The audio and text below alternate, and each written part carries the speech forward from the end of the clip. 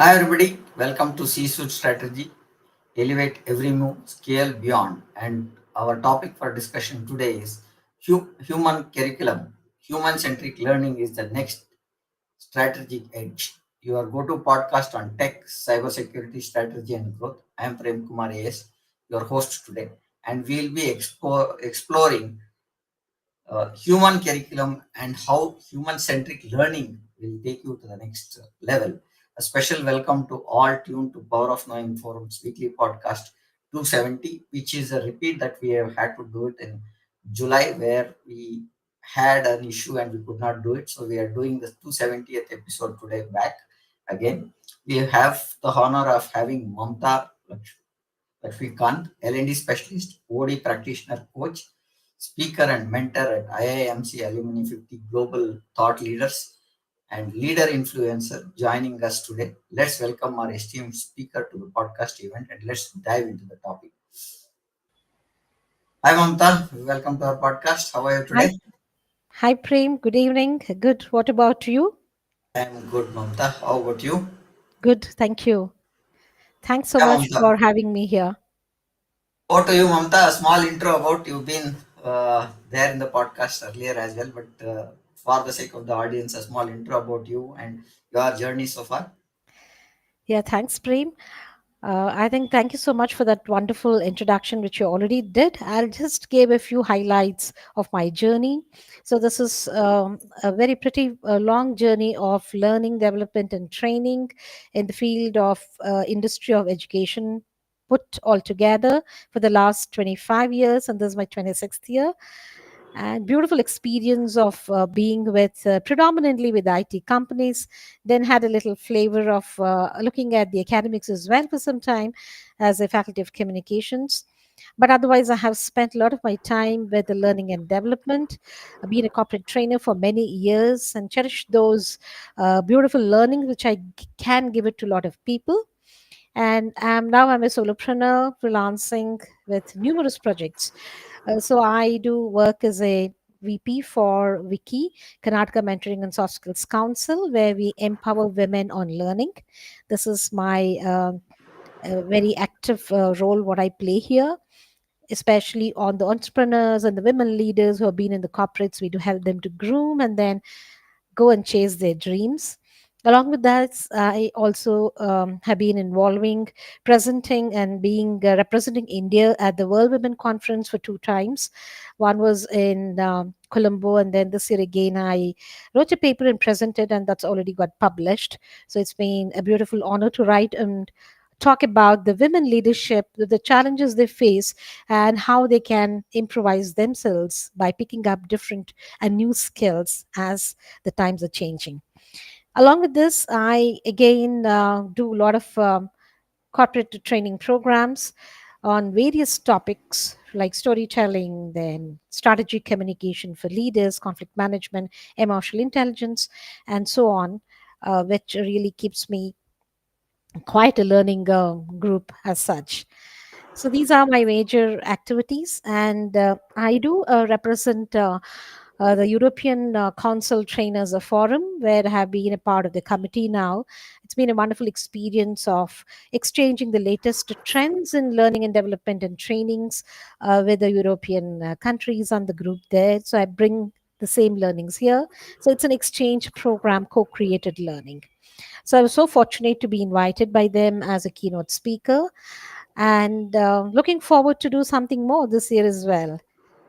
Thank you. Wonderful, Mamta, I think the journey is fascinating that you are talking to speakers across the globe and getting all of them into one platform, and especially women speakers. That's an important point that we should look at. Mamta, why human-centric learning now the fastest growth lever for post AI enterprise? Thank you so much for asking this question at this very crucial point of time where we have the fight between the human centric approach and the AI. And what is the tool, what is that particular growth lever, like a tool which can help us to understand how can we merge these two particular majorly important point of view of learning, especially according to the LinkedIn analysis, especially on the LND 2025. They say that about 94% of the companies lack people skills. That is what the research. So it's a very huge gap we have been seeing. And it's going to increase if we do not give value and importance to the human centric approach of learning. And there are three ways where people can focus: the purpose, practice, and the performance. I would like to tell a story. Shall we look at a story, Prem? Yes, Mamta, go ahead. We have heard about Tim Brown, who was a chair of IDEO. He is the one who pioneered design thinking, a fundamentally a human centric approach which applies directly to the design of a learning methodology. So he has got a very famous quote. What he says is, our physiology and psychology don't change as quickly as the technology does. So that's a reason the human centric approach would always be there. Whatever kind of technology can keep changing. What we require as leaders to focus on is what is that is going to stay constant. The constants are the humans and the human beings. Their emotions, their feelings would always be a constant, and that would be authentic. For example, the trust and the human needs are the bigger examples here. I think trust is one of the most important pointer that you need to look at when you talk about human-centric learning. Now, Right. as a line manager, if I had to fund human Mm-hmm. curriculum pilot this Mm-hmm. quarter, Okay. what is it for me? Yeah, most of the time it's a challenge. The manager would always put into a situation where always they would think that should I fund a human oriented training program for people, or should I go the other way now? This is a major challenge which most of them have been really facing today. It's a very big challenge. So as a manager, they need to, if they're funding, they need to definitely bring in an ROI. They have to look at what is the outcome, what is that return on investment I can bring out within the team. There is a case which I would like to quote here, that is the PwC case, where they did a research on application of a similar work on the high performing teams, and they could show that they could bring in a reduction in attrition of about 27%. This is very huge a number, especially when we are looking at data here. They implemented human-centric approach of learning of about 6 months, and they have something called as a NPS. NPS is a Net Promoter Score, where earlier they had the score of 18%. They wanted to bring it to 18%, which was a little higher, and the training was for about 2 years, and they applied, and the result they could see in 6 months. What is called here is called as an ENPS. ENPS is another concept called as Employee Net Promoter Score, where this is a metric used normally to gauge employee loyalty and satisfaction. This is something amazing which they have already proved, that human-centric approaches always brings in a better result. Now it is a self-test or a self-reflection for the managers. It can managers, directors, or senior directors, VPs, and probably presidents of the groups of the training and the L&D groups. There's a question: are you a human-centric manager, a director, a leader, or a head? Do you want to be one? That's the question. Yes, everybody wants to be that kind of a manager who can touch people's heart Very rarely we come across such kind of people, and it's the beauty to have such one director or a manager or a lead, especially on the leadership roles. We can apply a very beautiful, simple concept called as a cure loop. That is CARE, care loop. The first one is the curate, apply, reflect, evolve. What we can do is the learning technique here can be applied as a micro skills sprint. So I know I need to bring in a very active human centric learning. So the best way is to introduce a 15-day or a 30-day micro learning, small bite or a bit size of learning to people. Then look at the results that come out. So this always gives the team a challenge to learn and then also apply, because they are in short and smaller version rather than a very bigger, longer duration learning or a training applications what we do. Mainly these should have objectives, and the objectives should be related to the key results which the organization is expecting. And also they can bring in a goal setting framework to this, which is going to map with the organization's goals. So definitely when we bring in these objectives and key results, KPIs, and all this should be related, so always the outcome can be mapped very easily.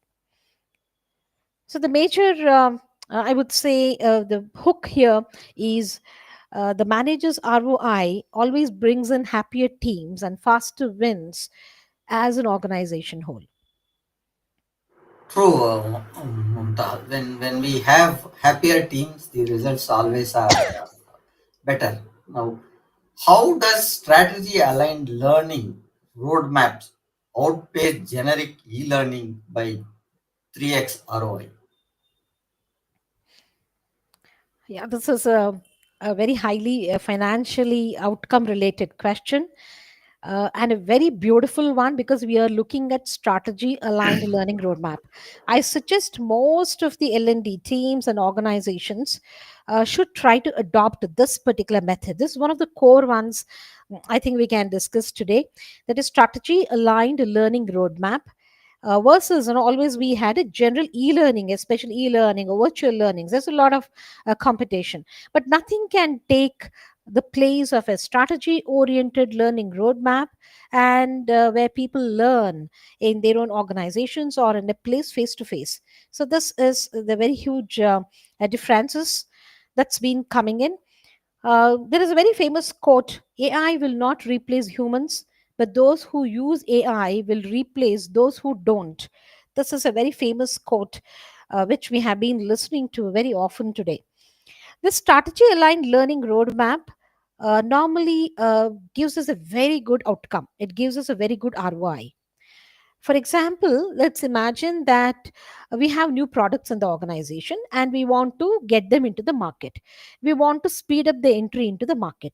For example, we can a target like 18 months or maybe 3 years. Within that, we need to do a certain, we can have percentages and data for this. Maybe 30% of the new products, we need to take it into the new market. And what is the speed in which we can go? The leadership training is very important here. This leadership human approach, human centric learning. For example, decision making is a very crucial learning, and it is entirely human centric. Why I would say this is because here the decision making is agile and it might need to be very rapid. So there are two different types of leadership people learn here. One is agile leadership, and the other one is rapid decision making. Definitely, they should have a learning roadmap. For this, we go through a very famous formula called as the 4Ds formula. The 4Ds formula are in four phases: diagnose, design, deliver, and drive. So slowly they can go from one phase to the other phase. So any human centric approach will have phases and steps. That is where we can prove and show the ROI as well. The first stage is where the diagnosis will happen. They will go and then look at the identify the skill gaps, then look at the cross collaboration among the senior leaders in different departments and project managers. The second one will be the designing the curriculum, human centric curriculum, which will be tailored according to the need. For example, in decision making is so crucial, we may have to bring in different types of decision making. And one important one when we are looking at ROI and the result is the data driven decision making. This itself is a learning with a lot of experiential learning, discussions, and simulations and role plays may have to come in. For this, we can again introduce a micro learning on these. Along with this, there should be a mentoring program as well. That's a phase. The designing part is the phase two.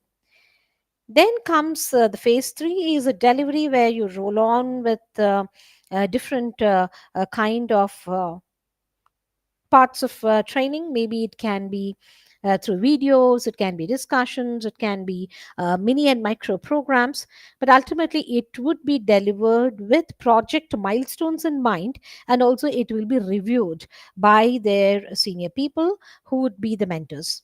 The fourth one is a drive where we can link that with certifications. Then the completion can be related to evaluation, again, succeeding with the plans, a lot of feedback, give and take feedback. So this is how the four phases run, and this is where leaders will be able to make and demonstrate the measurable outcome and show this as a major contribution which they are making to the organization. So definitely they'll be able to show a lot of increase in the profit, increase, and they can show that the attrition has come down, and we are able to quantify the return on the investment too. What you said is a phased way of learning, right? And every model will not suit every individual. So there is a model that you are looking at, what we are talking. Right now, it Yes. can be micro learning, can be macro learning. Some is quarterly based learning programs because the content may go longer. That's where we take longer cycles for this one. But you are saying that if there is a program that is designed in such a way that it caters every need of the employee, that would be helpful. Am I right in saying that? Yes, yes, definitely. So there is always going to be a combination because we come across heterogeneous groups of learners. Yeah. Mamta, coming to the next point, now for everything there should be some kind of a indicator that is there are performance indicators that we should look at, right? When it is learning also. How do growth KPIs stall when learning context ignores human context? This is the major fight, I would say. The fight is on between the context and the content mantra. So there's a lot of fight. What is Yeah. important? Is it important to have context or is it content? So Mhm. here, I would say we require people who have a lot of experience in delivering and then being in the organization in a similar situations, and L&D people to do the right choice of picking the correct training program to the group, and then bringing in the best of the subject matter expert because they are the core. uh, I remember one particular quote by Adam Grant, who is an organizational psychologist. He's a researcher. He actually has highlighted something amazing. He says that purpose and psychological safety are paramount for engagement, which is far beyond the content delivery, which means that he is saying more than content, context. That is where the human centric approach, because they become contextual based on how people are in the organization. We need to come up with the content. So, according to Gallup research, it says that most of the training programs, almost about 12%, which happens, they lack relevance. That is, they're not relevant. So, how do we make it relevant? That is the question. Even many times, when people have asked me to design training programs, so I focus most of the time: is it a good looking content? People are really drawn towards it, but how is it delivered, and how does the experience of the subject matter expert? It becomes lie only when the trainer in the session can make it extremely wonderful and experiential. That we can't gauge unless we can with the knowledge what we have about how people would deliver that. So always, content can come in disguise, and it can cheat us, so we can't make out unless we really put in a lot of effort. For this, there is a very beautiful technique. Shall I give the technique frame here? Very simple and easy one. Yes, go ahead, Mamta. Yes, that would be helpful. This technique is called as a learner personas. That is, we are going to create learner personas. Persona means the personality, the character of the learner, and we map that to build the course. For example, I would like to take one example. For example, is sales course. We want to train people on selling. There's a very senior group of people. We want to train them on selling. That is a high end course. For example, we have a group of startup founders who are coming. They are the founders of the organization. So, how will I apply the learner persona technique here? Because as a founder, what does he need? Will he need the extensive and intensive theory of sales and marketing? No, he doesn't require.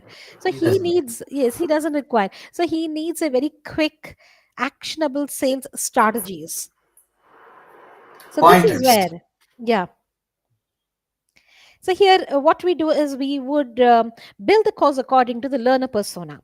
Very contrasting the same topic of marketing and selling, I would take it to the marketing specialist. They are specialists who require in-depth understanding of knowledge and skills and lead generation, understanding the geographical locations and the people psychology of how they can take those products to the customers. So this is where this particular approach called as a learner persona approach is very important. For this, we may have to do a lot of work on understanding people, the industry, the way people are, and how would they go and learn, and then as well apply them back. So the major hook here we need to focus is on the context cures content fatigue. It's becoming a content fatigue. People are getting tired of a lot of content. Oh, so what do I do? That is where the subject matter expert, their intelligence, their skills and knowledge would definitely help you to choose the best person so that they would make it more contextual, removing the content fatigue. I think content fatigue is one thing that is happening because we are overwhelmed with the kind of content that is happening across the globe in terms of Mm, reels, in terms of text, in terms of emojis and stuff, where a lot of content is getting created and consumed as well. So that's a bombardment yes, of content that we are having today. true, How true. can human-centric micro learning cut onboarding costs by half? Yes, since no, we were discussing that that fatigue, the content fatigue is on the go, where we are having a lot of challenges. People would ask, "Give me everything in one day. Give me everything in 4 days," which cannot happen in that way. So that's a huge challenge for building the training programs. So for that, what is going to help us is a human-centric micro learning, and how it's going to help us to reduce the cost. Here, we have a very interesting learning model. I would like to go with an example. This particular example is called as the 5 day buddy burst model. A very funny name, so we can use this 5 day buddy burst. Just an example, it's a sample we have picked up here. This buddy burst model works very well, especially when you're doing an onboarding for the new employees who come into the organization. Let's look at this particular topic. Normally, I think this empathetic communication is very much required because they've never worked on empathy as a communication. They're very new to this. And should I spend a lot of time on this? And how can I actually bring in a buddy approach for this?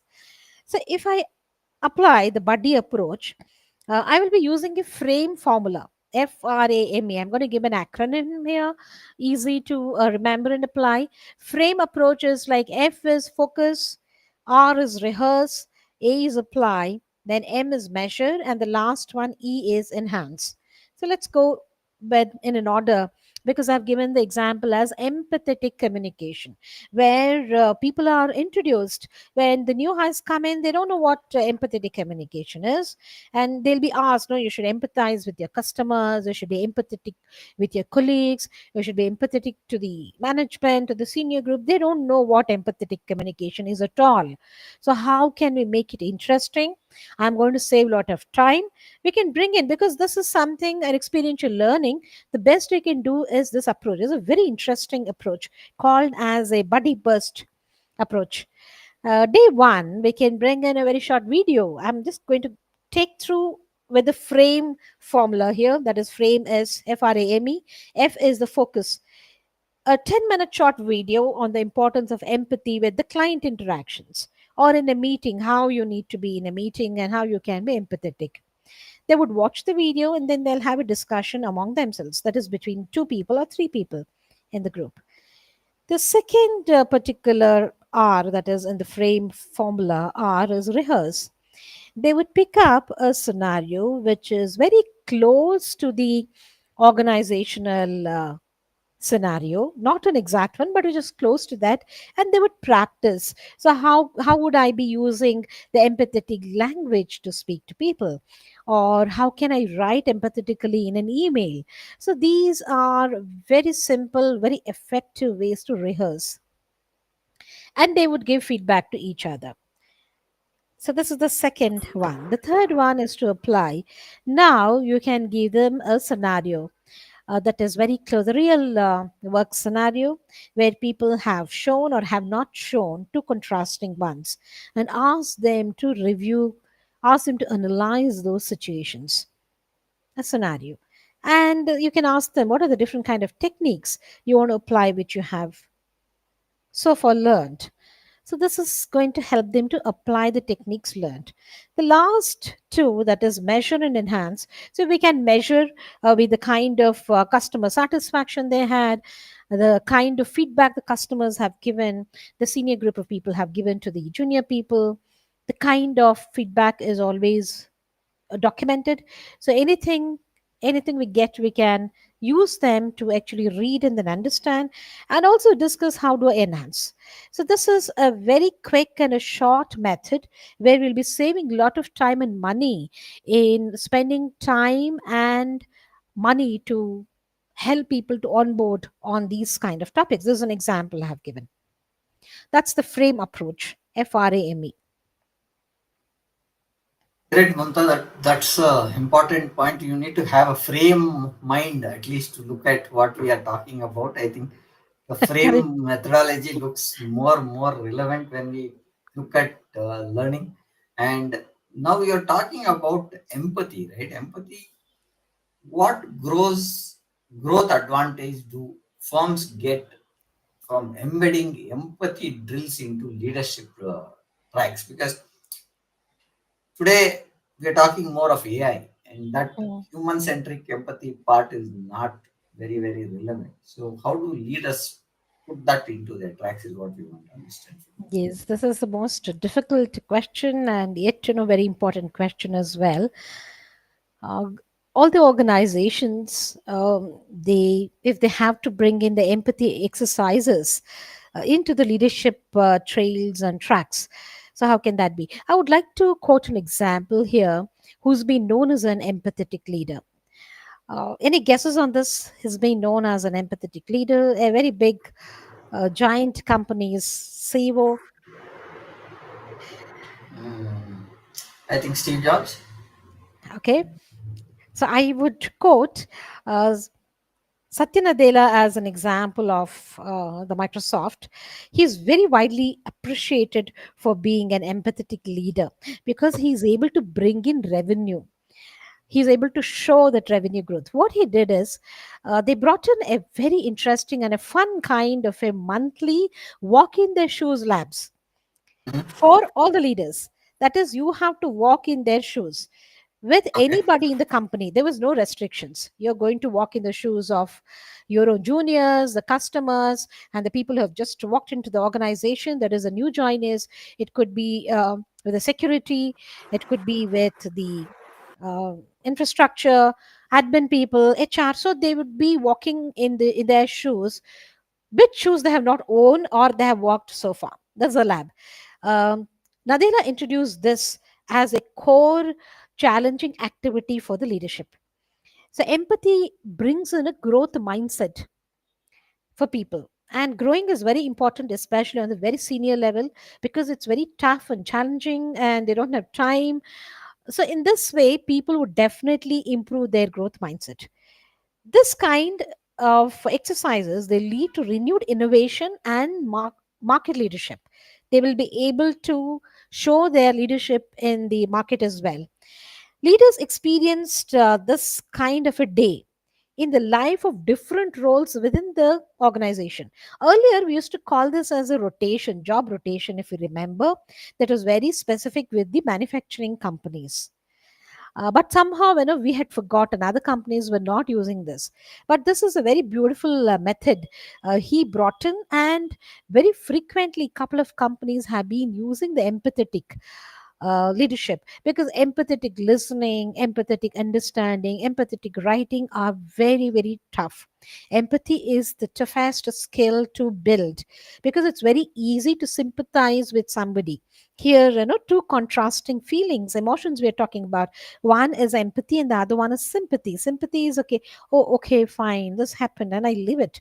But empathy is not that.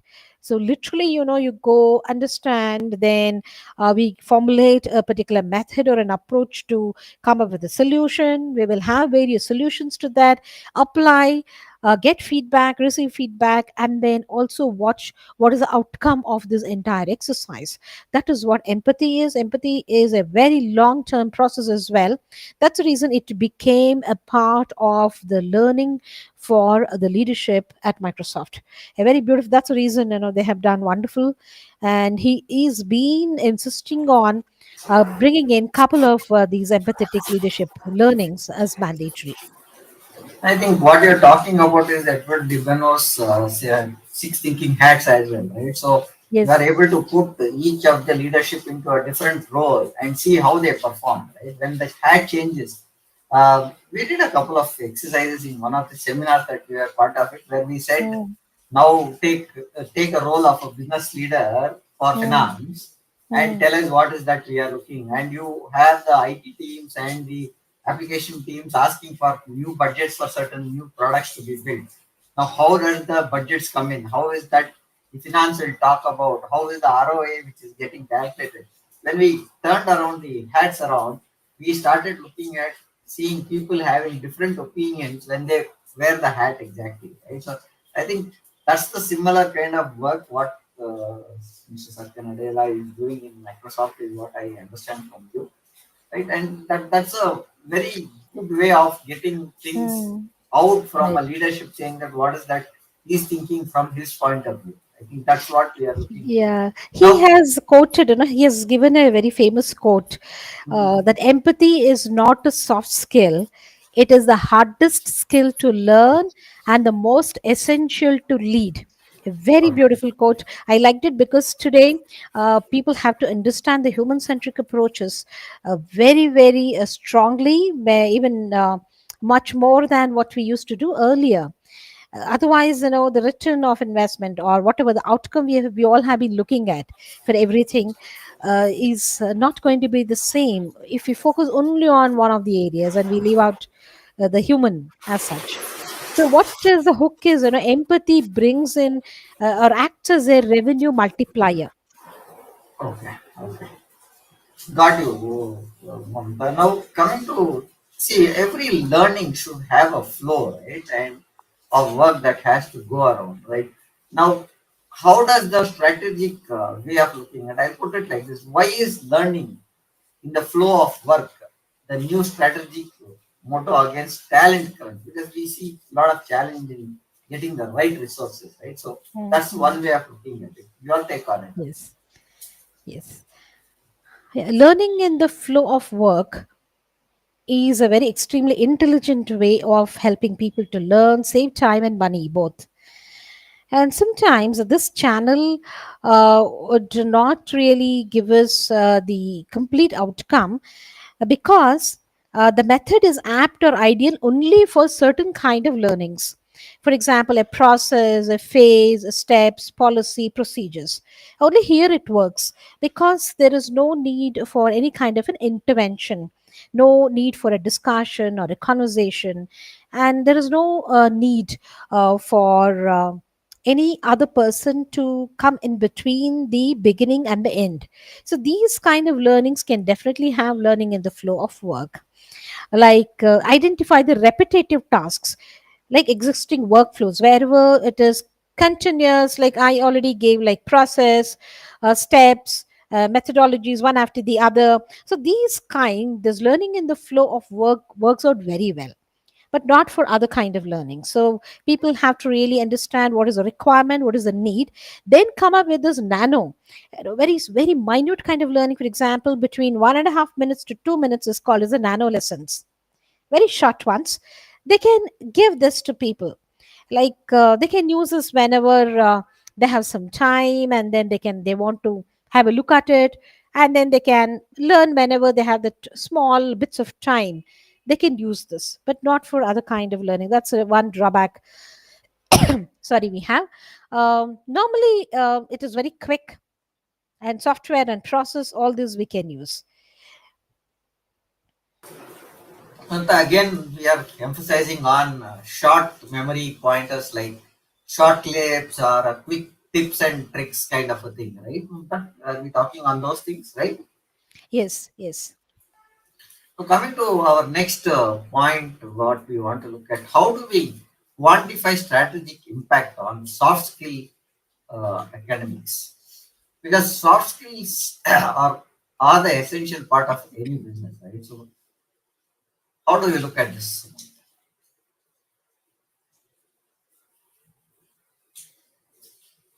You're on mute, I think, Pankaj.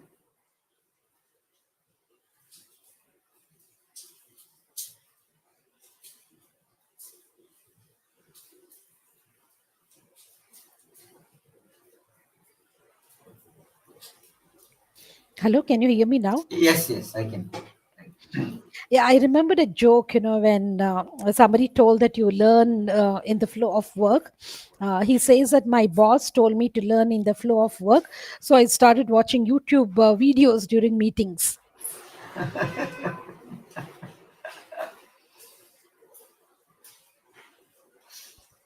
Just a moment, I'll have little water. Yes, yes.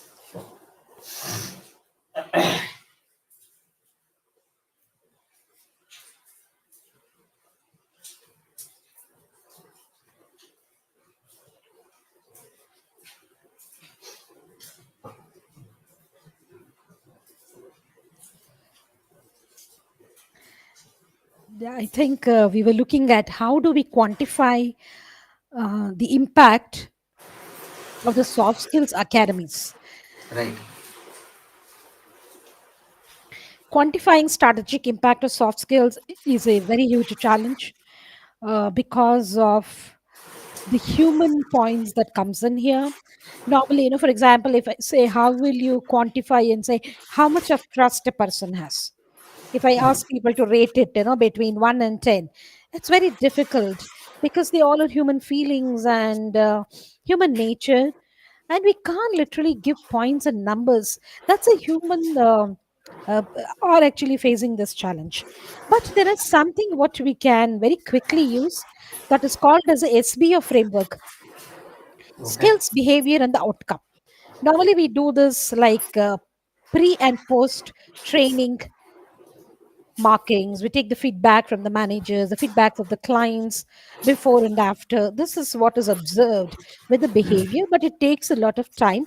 For this, we need organizational intervention. We call this an OD intervention, where a lot of observation needs to be made. Then, the learning would be induced. Then, again, in the last, we would go and again look at the outcome. So, observation would definitely require little time, but it can definitely be quantified. For examples, most of the soft skills academy, they create the business outcome. And the best thing to do this is to relate to the organization goals, the KPIs, and the measurement tools. So it becomes very easy. And also, measuring will be easy.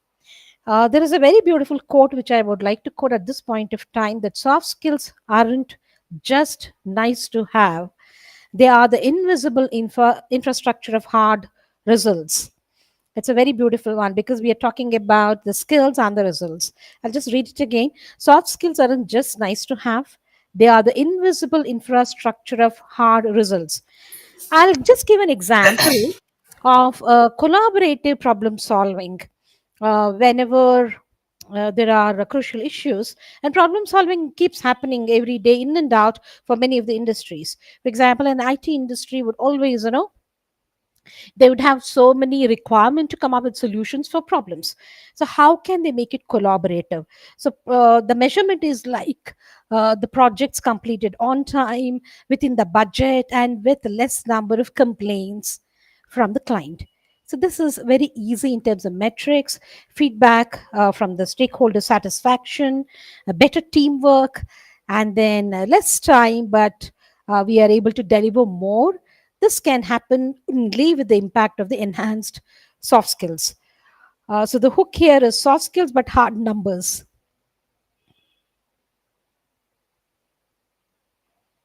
I think numbers will talk volumes, right? So when we Yes. talk about how do we look at, maybe we put a percentage to the KPIs that we are able to look at, what is the behavioral skill outcomes that we have seen, and what is the way things, when we start looking at now how or what makes a peer-to-peer coaching outperform instructor-led sessions for growth metrics.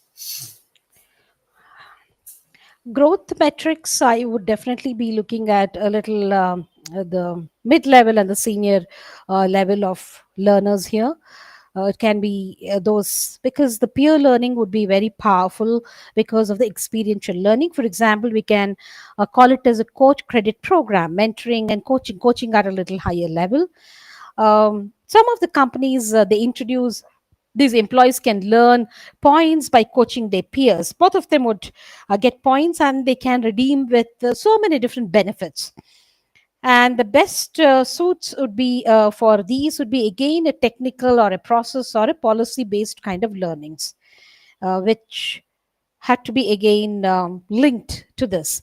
So a lot of companies have already been adopting this method, because recently when I went to certain groups, they have been given very interesting activities on peer-to-peer learning, because when they do this, they are able to bring in the best outcome as required by the particular group of people. For this, you may have to bring in the department heads together, heads of the different projects together, and then discuss, converse, and then apply. A very different approach.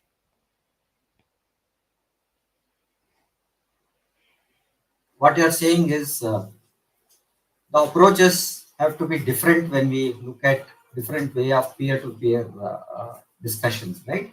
Yes. Am I right in saying that, Mumtaz? Yes, because they would love to actually talk, because they all, especially people who are in the mid and the senior level, they have abundant experience, not just with technology, not just with organization or structure or a policy or process. They have worked with wonderful human beings, and they've lived with wonderful people as well. So this is a combination, a very dashing combination, I would like to call as, this actually should go to people. So that is where peer to peer, it can be any peer to peer, but yes, the senior level group, it's going to be more of a case study, a situation analysis, what I failed at and then what I succeeded at, what were the best feedback what we got from the client, what is the worst probably scenarios I have looked at, some problems we solved, some problems we could never come up with a solution, and these kind of many more, that is something amazing, which I would love to actually experience in a couple of projects, when we go and deliver. That's very interesting. How can strategic learning labs speed up market entry timelines by 40%? This is the strategic based learning lab. I think Unilever, they had something called as a sprint lab. That is every particular time period they had, and probably every quarter they would come up with a cross functional sprint lab. That is like they would be discussing about the product market launch, how it happened, what are the new products in the company. All cross functionally, people would come together and they would have a discussion on what are the new products we have, so how do we take that into the market. Very specifically, they would discuss. So this would happen every quarter, a lot of discussions. So there, here they could bring in very innovative methods of giving solutions to people. This speeds up the learning and also adapting it as required by different groups of people or the projects within the organization. This quick one, because people bring in a lot of experience in learning here, very easy to apply, reflect, and it's very agile. So it gives a very quick solution. Yeah, quick. Today the market is looking at more of quick solutions. Who can fix things faster? Who Faster. can go to market faster? What are the tools that are available for solving issues quicker? Is what the market is looking at today. I think so. That is the point that we want to look at, Yes. and if you That is a really look at name. Yeah, that's a name. It is Sprint Lab. Sprint Lab. Sprint. Yeah, sprint running, like the sprint running, Sprint Lab. Okay, so I just changed the date which was wrong here. So okay, so coming to our next point, Mamta, why should growth teams own skills heat map next to the revenue dashboard? Because uh, that is one way of calculating Correct. results. Also, is what I think. What do you Mm. think, Mamta? What is the take that you have on Yeah, this? the skills heat map is like a red zone from the starting to the end. It is some normally the skills gaps or the slippage, leaks, alerts, complaints. So this time the skill heat map is normally brought in on very crucial times. So identify and addressing it immediately would definitely impact the performance. We are going to look at the critical skills, where are the gaps and how to fix it very quick. So this is where we need to bring in a small correction. So it could be like where you're bringing an expert, or they would have a discussion getting together, and then how do we come up with a solution? Brainstorming and very quick generation of new ideas in a very short span of time is a skills heat map technique. Okay, got it. Now, what strategy turns learning analytics into board level risk forecasts? This is a predictive approach where the skill depth and the project criticality needs to be analyzed. That's the main formula here. And then I have already predicted what is required. Based on that, we will have the learning to be done. So preparing, forecasting, and preparing for the forecast. For example, if I know it's a very critical and a crucial client, they want to have meetings very frequently, and then you need to be to the point, crisp and clear. Then definitely we have to work on how smart and quick our meeting techniques can be. This is a very simple example. So here we need very good meeting etiquette and then communication skills in the meeting. Meeting communication skill etiquette is required.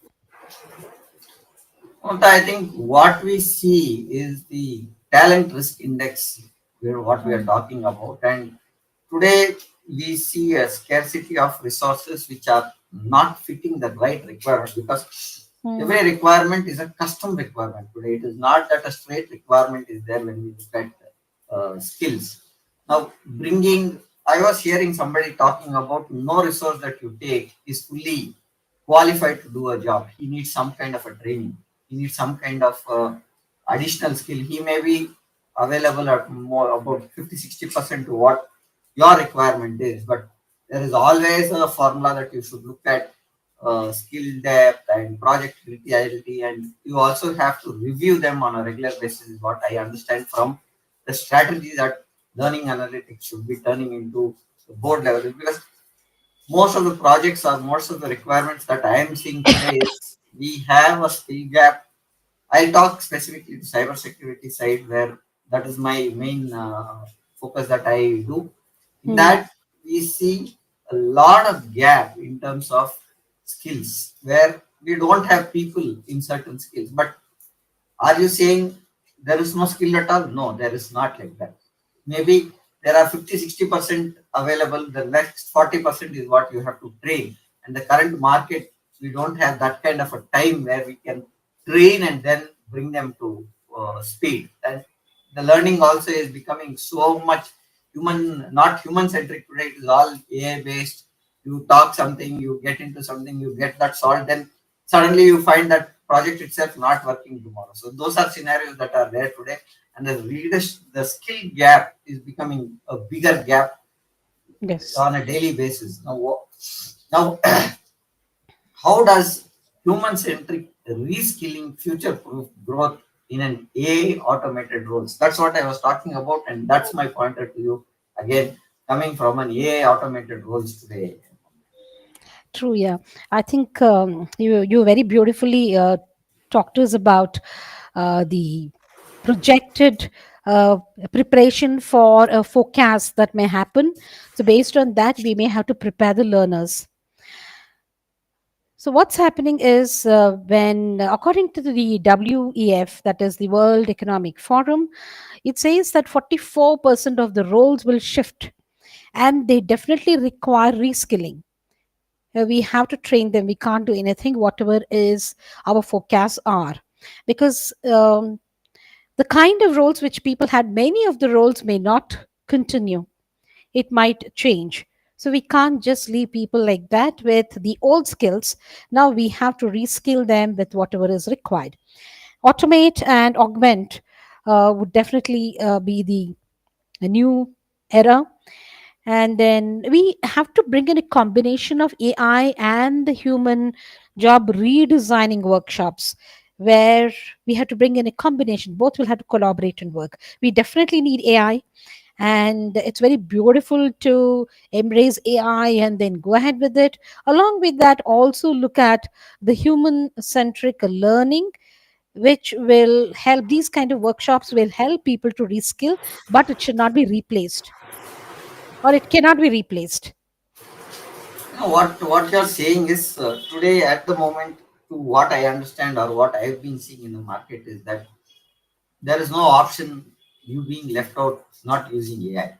AI is going to be there, and that's what it is. Now, Right. what AI is doing today is it is cutting off the repetitive task work that is there, and where we are bringing automation. But the human in the loop will always have to look at enhancements. Now, if I am saying I'm able to do my jobs at 3x faster, and the batch file or the process or the automation workflow that is there is giving Mm. me this result, what else can I automate?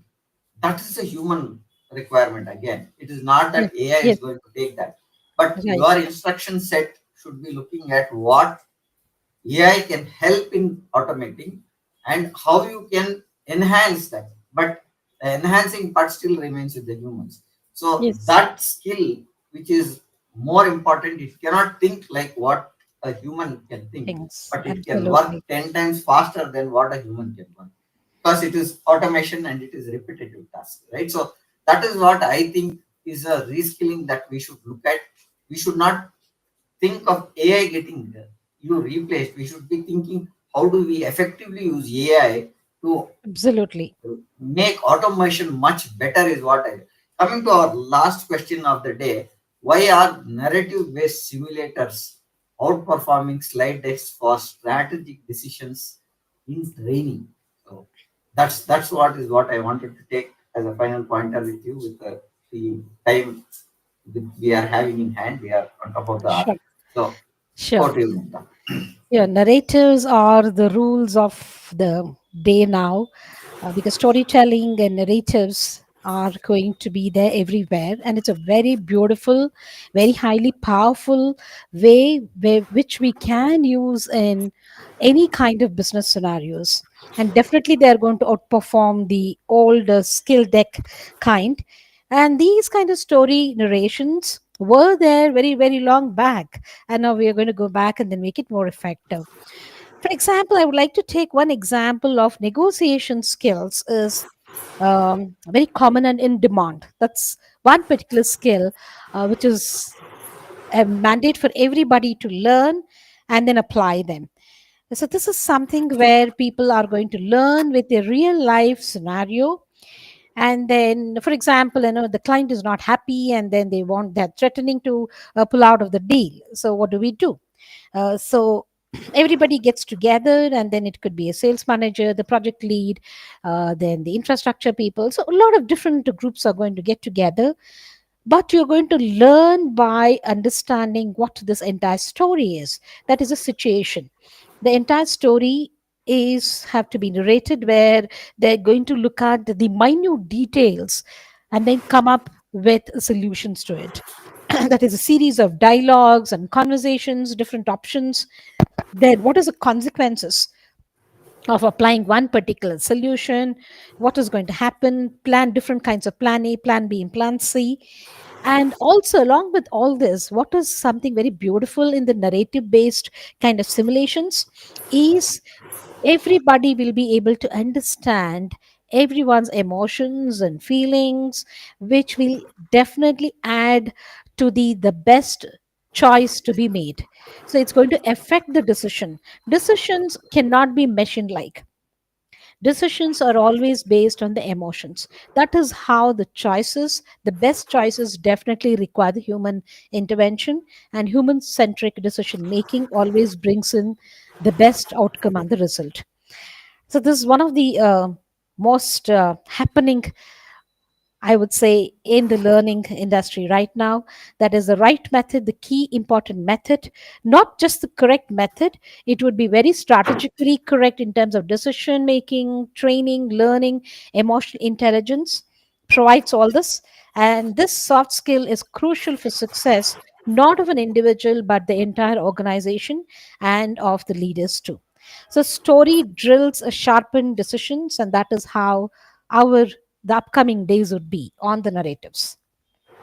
I think what you're saying is absolutely right, because now with the technology front on the cybersecurity and technology, what we are looking is we are looking at learning based solutions to be a gamified solutions rather than a normal classroom sessions where we are conducting hackathons and telling how you can be hacked or how it is to be looked at when a scenario is given where you are hacked and how you have to safeguard the assets of the organization. That's the way learning is taking shape. I think that's what we are looking at. Today's topic was human curriculum and human-centric learning with the next strategic edge is what we spoke about. And I would like to summarize what we spoke on a high level today with about 15 pointers that we wanted to look at.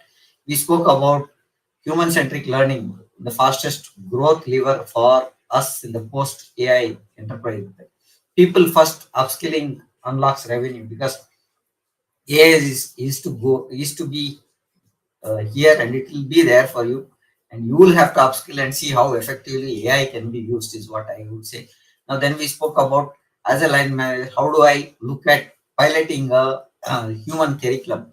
Now if you look at small pointers that we can look at is we should look at micro learning as one of the pointers that we can look at, but when we look at week based or a month based long term curriculums in terms of large data that has to be thought around or scenario based, this one you need to have sessions that are human centric, engaging, and gamified pointers that we should look at, where we speak about happier teams and faster wins is what Mumta told us, and that's the pointer that we want to look at. Then we spoke about how time specific roles are being changed, right, where ROI in e-learning is becoming more in terms to look at having a classroom pointer. That's what we spoke about. Then we spoke about KPIs, how learning context ignores human context, right?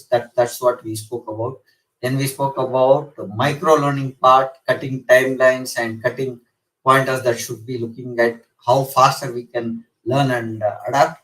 We definitely had one pointer where we said empathy is an important point when growth is an advantage to the firms to get embedded empathy drills into leadership tracks, because when leadership talks, sometimes we miss the empathy part, and we have to look at having empathy did added to those pointers. Then we spoke about some of the soft skill academics, and then we spoke about coach perform instructor led sessions for both growth metrics. We saw some of the metrics that are there, how we can look at peer to peer and teach the others is what we, with the experience these peers have.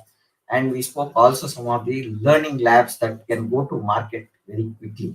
These are the pointers that we spoke in 45 to 50 minutes of our podcast. With this, we would like to conclude our podcast, and we have streamed this podcast to YouTube, LinkedIn, Facebook, and Instagram. Hope you found this podcast interesting. And our next podcast is the 288th podcast on 9th of September at 6:30 p.m. Today's is a repeat because we had some issue in terms of personal emergency which Mamta had on July 3rd, which we have pushed it to today, which is our 270th episode. We wanted to keep the series same with numbers. So we are running the 270th episode of what Mamta was planned on 3rd of July, which is a continuation that we are doing today. And Mamta, any pointers that you want to add as a last point that you want to tell the audience, Mamta, before we go? I would like to say that the human centric approach would always be the best approach in terms of having a very beautiful and a wonderful world along with technology going along with each other. That's how I think I can see the most beautiful world that would be created in the whole area of learning and development. And human centric approach would always exist like as it's been there always, and that's a different edge, and people have to make use of this as a part of their learning, not just only on the job but as well any of their other areas in which they are taking part. All the very best, and thank you so much, Prem, for this. Mamta, we have one comment that has come from Rashmika Rashmi Rekha Sharma, which is very insightful. Thank you very much. That's one comment that we've seen, and Thank you. I Thank think you, Rashmi. we'll see have more comments coming in. We'll add the suggestions and pointers that you need. You put your questions on the comment box. Mamta, thank you for being Thank here. you. And with this, we would like to end our podcast. And thank you for being to the audience as well. Thank you. Thank you so much for having me. Thanks. It was great talking here, Prem. Thank you.